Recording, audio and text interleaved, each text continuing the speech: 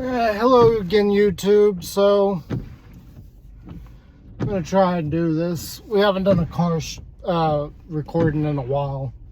I know I did one this morning, but this is slightly different. So Minecraft Live is now over for September 28th, 2024, and I hope you're like me. That was a giant disappointment and a waste of my time. Like, there was no reason for me to even bother watching that. I've got so much fog going on right now, I can't see. But yeah, that was a huge disappointment. So, if you didn't see it, basically what we got announced was a new biome in the form of the Pale Grove. It is an overworld biome. Okay, first off, I feel like that's a waste. We got enough overworld biomes. We either need another nether biome. You're not gonna go, okay? Or we need an end update. We didn't need another overworld biome. We did get a new wood.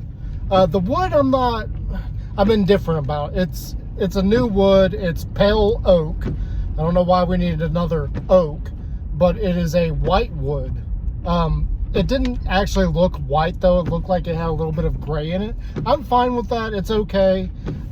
The stripped log version, though, that looked really good. Like, I could easily see that being mixed in with, like, calcite and diorite. I think it'd be a good mix with those blocks for a more white-based gradient. It'll be a good step between concrete and calcite. So I do think it does look good. And then we got a new type of moss.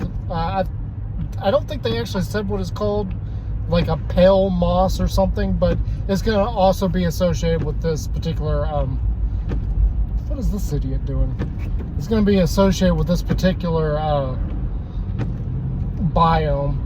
And then we got a new moss carpet that is also that same gray color, and then a new mossy vine kind of thing, and a new mob, and that's it. That's all they've announced. Now, one of the things they did say that people may miss and might misunderstand with all this is that they're moving from big updates to smaller, more frequent updates. Okay. First off, the additions that they're bringing to the game are a giant nothing burger. The new mob, the creaking, I think is what they called it, I'm not impressed with. Basically, if you know Doctor Who, it's a weeping angel. I'm not impressed. That's not creative. You basically just copied something that already exists and decided to add it to Minecraft. I'm not impressed. You guys are idiots. And one of the things that me and a whole bunch of people online have been saying, and I saw this, is that it wouldn't take that good of a graphics artist to make this mob. I'm pretty sure I could whip up the same mob in a few hours in Blockbench. I'm pretty sure. So, not impressed with the new mob. The new mob, mechanically, it sounds kind of worthless. It does have an interesting mechanic as far as how it exists and how you get rid of it. Again, it is basically the same thing as a weeping angel. It is completely and utterly impervious to damage, and it only moves when you're not looking at it. It's a weeping angel.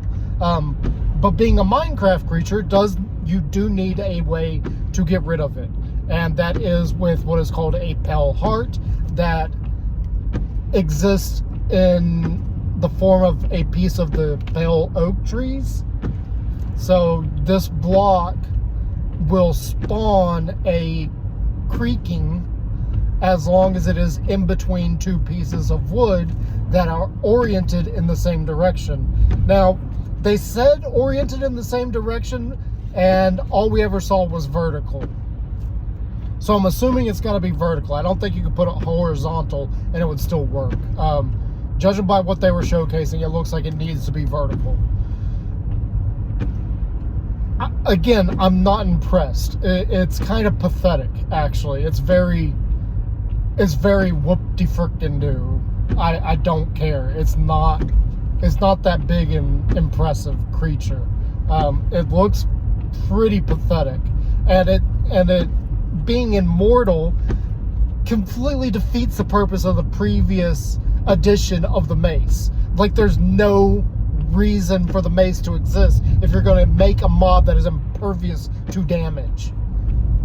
Now, I imagine that this is still going to activate things like the wind charge effect on the mace. So you could hit this thing and save yourself from fall damage, assuming that it is located somewhere you can hit it. I don't like the idea of how this mob works. It is straight up stolen property of the Weeping Angel from Doctor Who. I don't know if Doctor Who's Weeping Angels are based on anything, but it is the exact same freaking thing. I'm not a big fan of that. I think that's lazy design.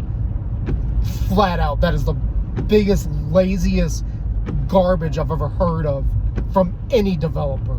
And there's some pretty bad things, like Pokemon got really bad with Scarlet and Violet.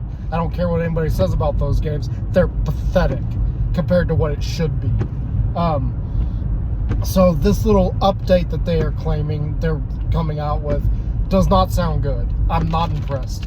And they're moving from big updates that are like yearly to they didn't say the time frame, but I'm guessing they're going to do quarterly updates, so we're going to get really small things being added very frequently. Okay, there's a much bigger problem with that than doing a massive thing that takes a year, and that is the speed at which you can pump these things out.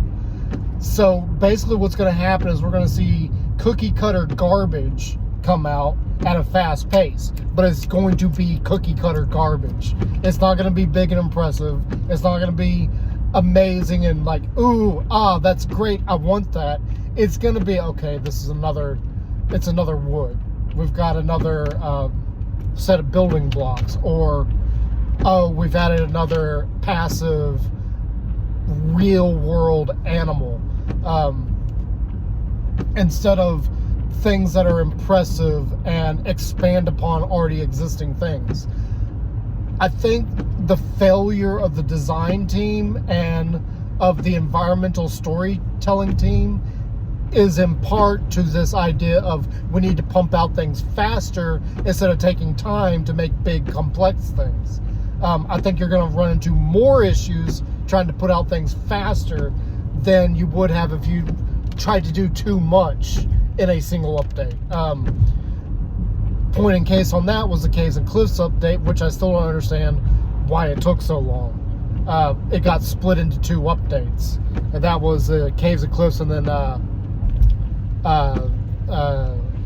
Trails and Tales. It got split into those. Yeah, again, it's not impressive to me. I think it's really pathetic is what it is. And you could definitely tell that this was all pre-recorded. There was nothing live about that. Everything we were watching was pre-recorded. And the reason for me saying that is because usually in that kind of environment, you're going to see, well, you know what? We're just going to skip over that. Just trust me, that was all recorded. It wasn't live at all. And it was absolutely BS. But I really think what they should have done is they should have expanded upon where the sculk came from. That should be the next step, is starting to expand where the sculk came from. If they wanted to add little bitty things and add new biomes, they need to start updating the end. The end needs updating. It needs new stuff. And I've been saying for a while, based on something I saw in a big YouTube content creators Discord, is adding new trees to the end that only grow in the end, and instead of our usual like normal hues and colors, these need to be pastel in color. So pastel pinks, blues, reds, whatever, but in the pastel hue range. So I really like that idea, and I think that's what they need to do. They need to add stuff to the end. They need to improve the end. We didn't need another flipping biome in the overworld. That is like the dumbest thing they could have done.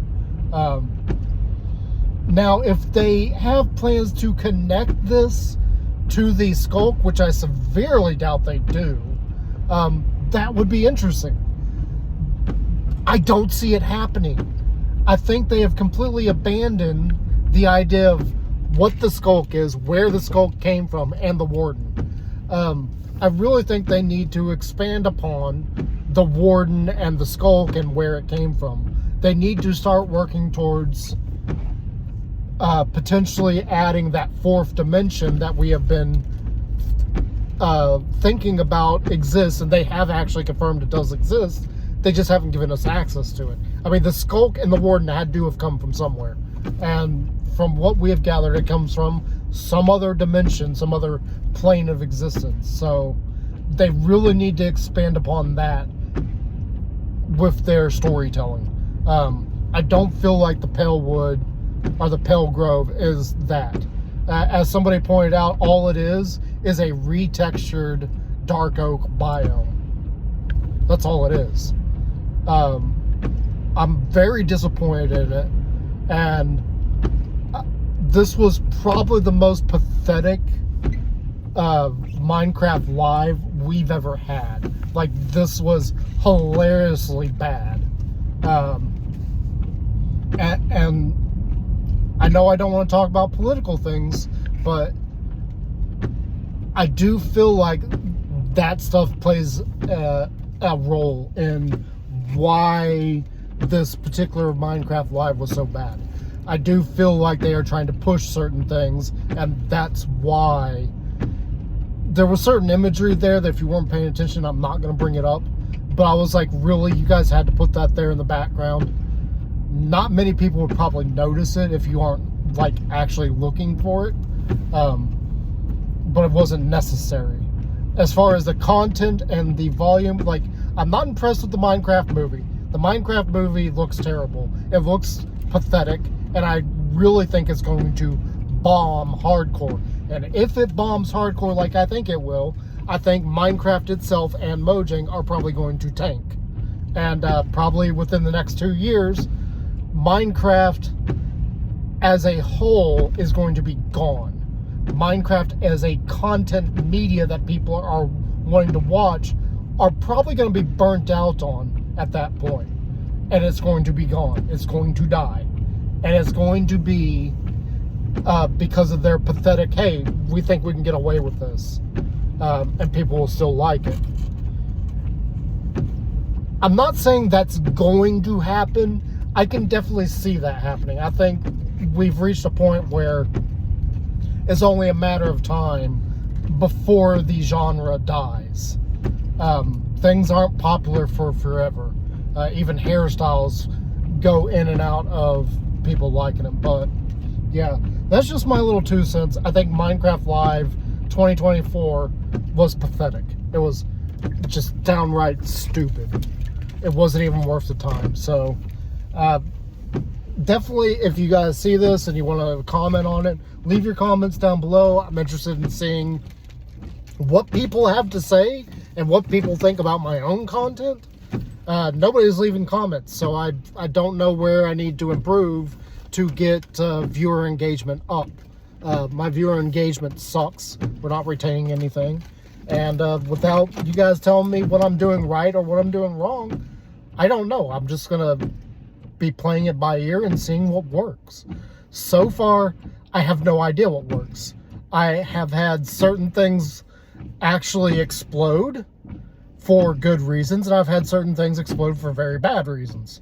But, you know, until I get some feedback, until we get, you know, a rapport going, I don't know what I'm doing right, what I'm doing wrong. So please leave your feedback, and if you do like what I am doing, think about subscribing, because it would really help the channel out. It'd help me out. And yeah, I will see you guys later, and have a great day.